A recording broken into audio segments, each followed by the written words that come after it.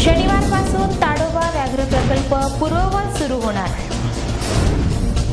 UGC sponsored परीक्षा स्पर्धा परीक्षा प्रशिक्षण व मार्गदर्शन विभागाचे थाटात उद्घाटन।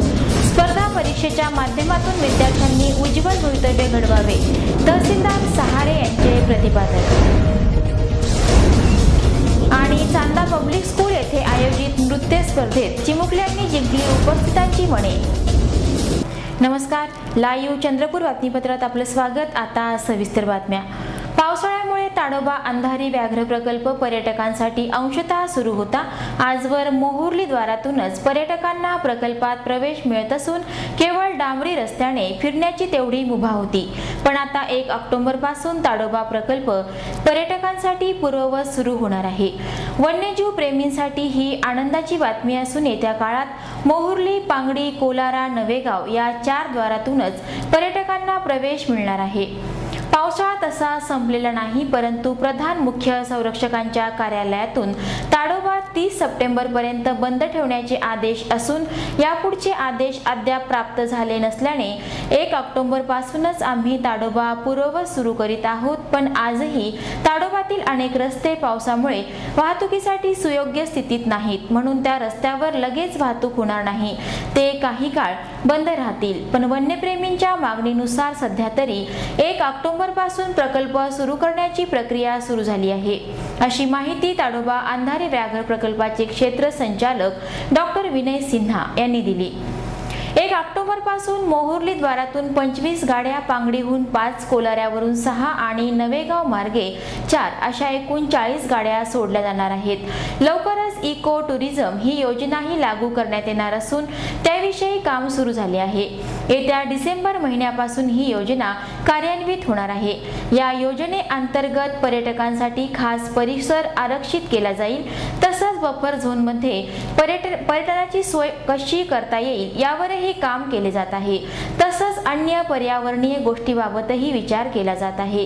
ताडोबा अंधारी व्याघ्र प्रकल्पात असलेल्या गावाच्या विकासासाठी तसंच गावकऱ्यांसाठी कल्याणकारी योजना राबविण्यास आजवर निधीची मोठी अडचण होती, पण ती आता वन विभागाच्या फाउंडेशनमुळे दूर झाली आहे। या फाउंडेशनच्या माध्यमातून स्वयंसेवी संस्थांकडून जनकल्याणासाठी निधी घेण्याची मुभा प्रकल्प कार्यालयाला मिळाली आहे। या निधीतून या परिसरातील जवळपास 25 गावांमध्ये विकास कार्य तसंच तेथील लोकांच्या आरोग्य रक्षणाचे काम सुरू झाले आहे। येत्या काळात हे कार्य मोठ्या प्रमाणात वेग घेणार आहे। चंद्रपूर शहरातील ज्येष्ठ नागरिक संघाच्या सांस्कृतिक भवनात 1 ऑक्टोबरला दुपारी 4 वाजता रामदास रायपुरे यांच्या अध्यक्षतेखाली जागतिक ज्येष्ठ नागरिक दिनाचे आयोजन करण्यात आले आहे। या सोहळ्यात ज्या ज्येष्ठ नागरिकांनी वयाची 75 वर्ष पूर्ण केली आहेत अशांचा मान्यवरांच्या हस्ते अमृत महोत्सव व सत्कार करण्यात येणार आहे। कार्यक्रमाला माजी केंद्रीय अर्थराज्यमंत्री शांताराम पोटदुखे, पालकमंत्री संजय देवतळे यांची विशेष उपस्थिती राहणार आहे। तसंच खासदार हंसराज अहिर, आमदार शोभाताई फडणवीस, आमदार नाना शामकुळे, आमदार विजय वडेट्टीवार, नगराध्यक्ष मनोहर पाऊणकर, प्रदेश संघटन सचिव बाळा चापले आदी मान्यवरांची प्रामुख्याने उपस्थिती राहणार आहे।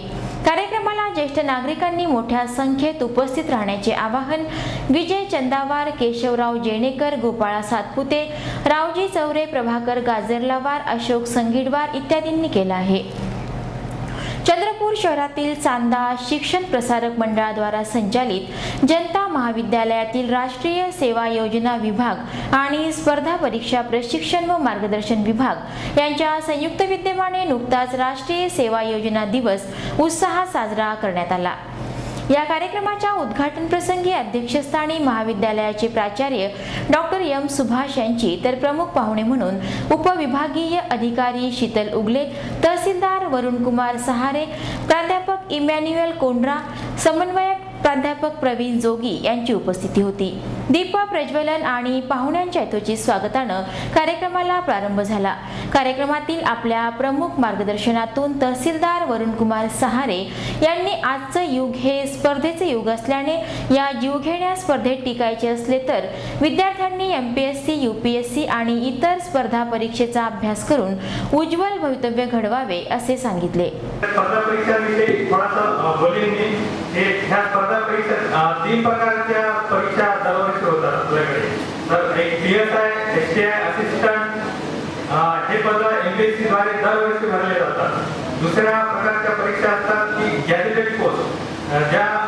राज्यसेवा परीक्षा MPSC राज्यसेवा परीक्षा ज्या डिस्क्रिप्टिव्ह टाईपच्या असतात याची पण जाहिराती दरवर्षी येतात.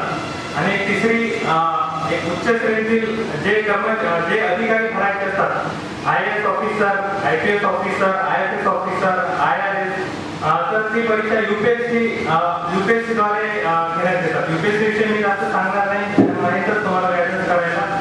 कार्यक्रमातील आपल्या प्रमुख संबोधनातून उपविभागीय अधिकारी शीतल उगले यांनी महाविद्यालयात सुरू झालेल्या स्पर्धा परीक्षा प्रशिक्षण व मार्गदर्शन विभागाच्या उपक्रमाचे कौतुक करत या उपक्रमाचा विद्यार्थ्यांनी लाभ घेण्याचे आवाहन यावेळी केले.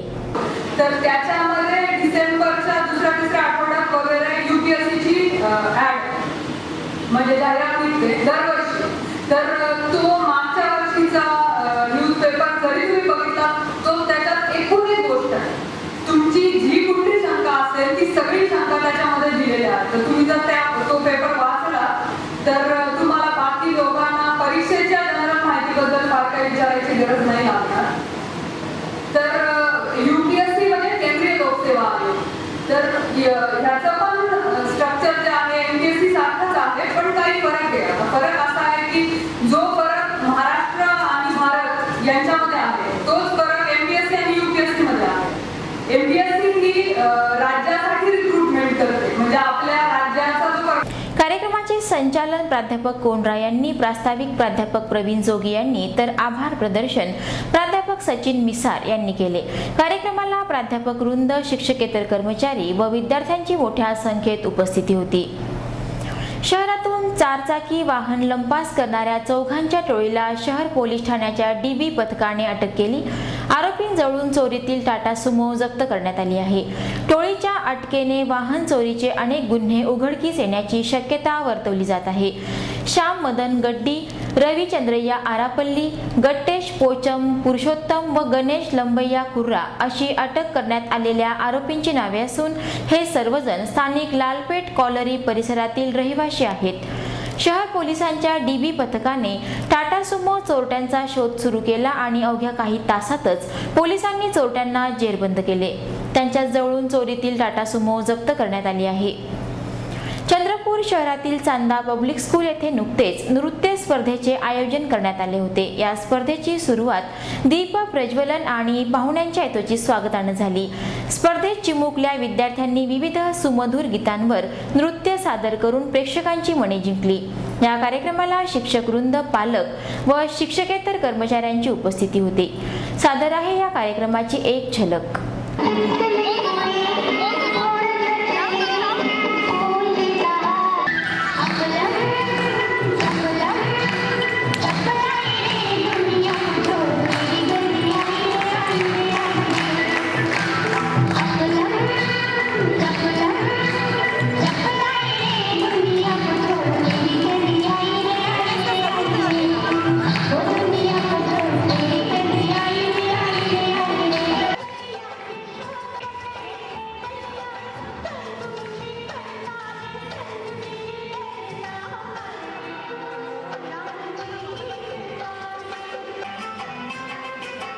राष्ट्रसंत तुकडोजी महाराज नागपूर विद्यापीठ आंतर महाविद्यालयीन मुलांची कबड्डी स्पर्धा येथील सरदार पटेल महाविद्यालयाच्या वतीने 28 सप्टेंबर ते 1 ऑक्टोबर पर्यंत आयोजित करण्यात आली आहे.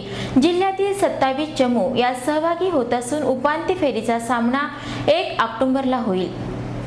राष्ट्रवादी काँग्रेसच्या खासदार सुप्रिया सुळे या 28 सप्टेंबरला चंद्रपूर जिल्ह्याच्या दौऱ्यावर येत आहेत.